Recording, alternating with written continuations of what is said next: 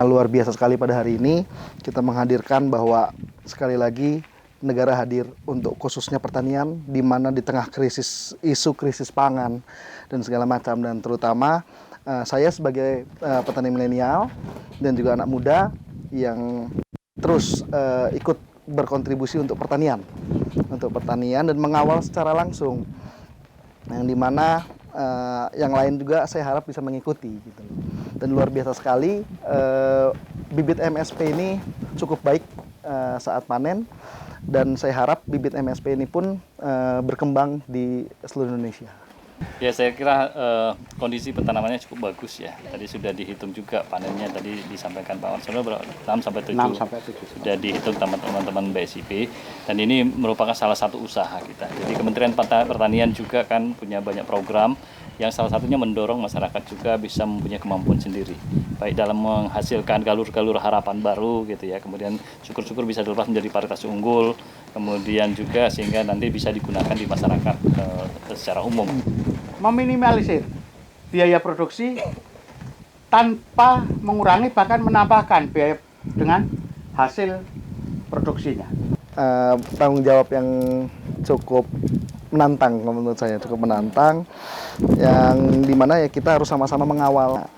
Yang isu yang sekarang timbul kan produksinya itu mahal, seperti pupuk mahal, padi mahal, terus kemudian ditambahkannya lagi hasil pertaniannya dibeli dengan harga rendah. Nah, ini kan kita harus menemukan solusi secara bersama dan terus memikirkan bagaimana cara menekan produksi. Dari pupuk yang dikatakan Ketua Komisi 4 tadi, Pak Sudin, mulailah mengurangi pupuk kimia.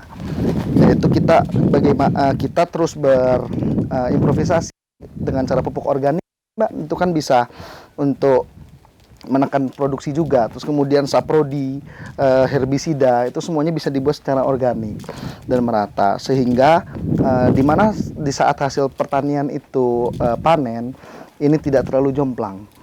Ditambah lagi inovasi-inovasi seperti hasil pertanian, singkong, terus kemudian jagung tadi, terus kemudian beras, itu kita olah menjadi produk yang bisa melebarkan pasarnya lagi. Dan harus bisa membuat petani itu sejahtera secara B2B. Nah, ditambah lagi yang paling terpenting adalah kita harus sama-sama mengawal jalur distribusinya, Mbak. Baik itu maupun dari atasnya, dari bawahnya pun sama, dari pupuknya dan lain-lain, dan hasil pertanian ini harus kita sama-sama kawal, dan ini kan butuh integrasi yang cukup matang, seperti dengan kementerian, terus kemudian dengan tokoh-tokoh daerah, terus kemudian dari pemuda lainnya, seperti itu. Sebenarnya masih banyak PR yang harus diselesaikan. Betul.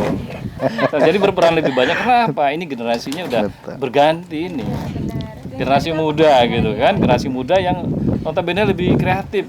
Kalau kita yang generasi di atas 50 ini apa ya, nggak begitu kreatif. Tapi dengan generasi muda yang kreatif, kemudian komunikasinya jauh, jangkauannya lebih luas, pasti akan lebih cepat ini. Jadi kalau tadi harapan misalnya bagaimana nilai tambah, yang bisa memikirkan lebih fresh itu anak-anak muda. Jadi di Kementerian Pertanian juga ada program bagaimana kita mendorong timbulnya, kita memanfaatkan bonus demografi ya, anak-anak muda ini untuk menjadi pengusaha-pengusaha pertanian yang tangguh. Sekali lagi dengan adanya petani milenial, kita memanfaatkan Indonesia sekarang bonus demografi. Jadi dengan ini mungkin pertanian kita mungkin bukan lagi selangkah 2 langkah, ini nanti akan lebih cepat pergerakannya. Begitu. Kemudian dia sudah menggunakan pasar yang sekarang pasar itu ada di sini semua. Ya gitu kan? Ya kalau begini pastilah petani itu pasti tidak lagi seperti mindset sebelumnya. Petani itu miskin, pakai caping, baju jelek. Sekarang itu petaninya pakai sepatu sneaker kayak gini, celananya juga bagus, keren, penampilan keren, ini modalnya besar. Nggak ada modal, dia akses permodalan. Itu petani sekarang. Petani sekarang tidak berbaju jelek. Ya, jadi berbaju bagus pun nggak masalah jadi petani, malah top. Nah, di sini peran Kementerian Pertanian untuk memastikan bonus demografi itu ke arah sini gitu loh. Nah, ini yang di Badan SDM Pertanian yang melakukan pembinaan. Terkait dengan peran milenial, saatnya saya bertanya kepada Bapak Sumarsono, sebenarnya apa sih Pak komoditas unggul yang ada di Kabupaten Lampung Tengah ini? Apakah padi kah atau jagung atau bagaimana Pak? Berimbang. Berimbang. ada padi, ada jagung, ada singkong, dan yang lain-lain. Dan yang luar biasa sebetulnya singkong ya. Tapi akhir-akhir ini harga singkong jatuh sebetulnya bukan salah daripada perusahaan, karena salah kita sendiri, yang mana singkong itu kan dibeli oleh perusahaan itu untuk diambil ajinya. Dan singkong itu akan ada rendemen ajinya cukup bagus dan tinggi pada usianya minimal ada di 10 bulan. Tapi petani kita singkong umur 6 bulan bahkan 5 bulan sudah dicabut. Perusahaan tentu nggak mau merugi, sehingga potongan tinggi dan harga diturunkan kan. Dan itu biasanya terjadi pada saat musim tanam, padi mau tiba, atau menjelang hari raya, atau menjelang anak-anak mau masuk sekolah. Karena kebutuhan mereka ya saya nggak bisa apa-apa, cuma edukasi ini terus harus dilakukan. Di samping, lagi-lagi sampingan hadirnya milenial ini, karena singkong ini produk turunannya sangat banyak juga. Bisa dipakai untuk gaplek, bisa dibuat chip untuk makanan ternak, bisa dibuat untuk mokap, ya kan? Begitu sudah jadi mokap ceritanya akan berbeda. Bisa dibuat rasi, beras singkong, bisa juga, bisa dibuat tiwul, banyak. Nah, dengan produk-produk yang banyak yang diedukasi ini, dan saya juga meminta kehadiran dari kementerian nantinya, karena ini masalah pangan, ya Pak Yus ya.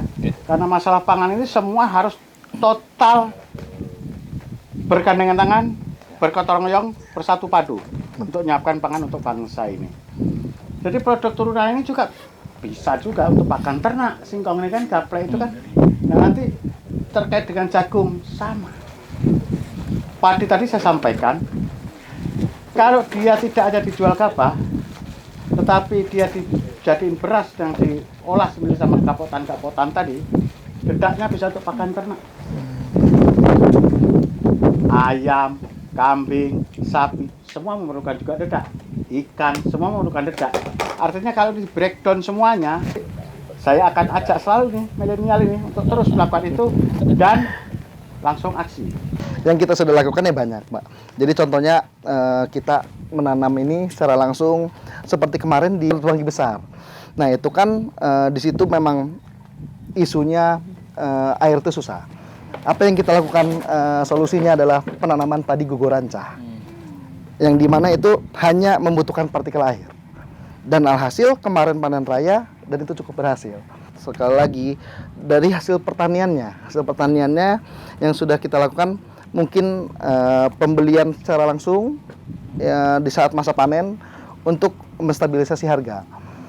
Ini harga sedang naik turun, tapi dengan tadi solusi yang kita berikan, bibitnya kami fasilitasi, terus kemudian dari saprodinya kami fasilitasi, dan kami membeli kembali dan kami bagikan lagi agar itu tetap meluas dan makin banyak yang mengikuti, Mbak. Jadi jangan diidentikan petani itu bajunya jelek, orangnya bodoh, dan lain sebagainya. Petani milenial top. Aksi itu yang penting. Jadi saatnya itu aksi. Dan siapa yang beraksi? Ya anak muda. Ini waktunya anak muda. Jadi kita punya bonus demografi, yaitu waktunya anak muda. Yang tua-tua sudahlah, gitu ya. Yang muda sekarang untuk berkreasi dan membawa Indonesia menjadi lebih maju. Seperti itu. Mari kita coba untuk kembali ke lapangan atau ke pertanian, karena pertanian ini adalah penyanggah tatanan negara Indonesia, yang dimana tongkat estafetnya kita harus sama-sama berjuang, karena ini adalah di zaman kita. Ayo, mari terus kita semangat.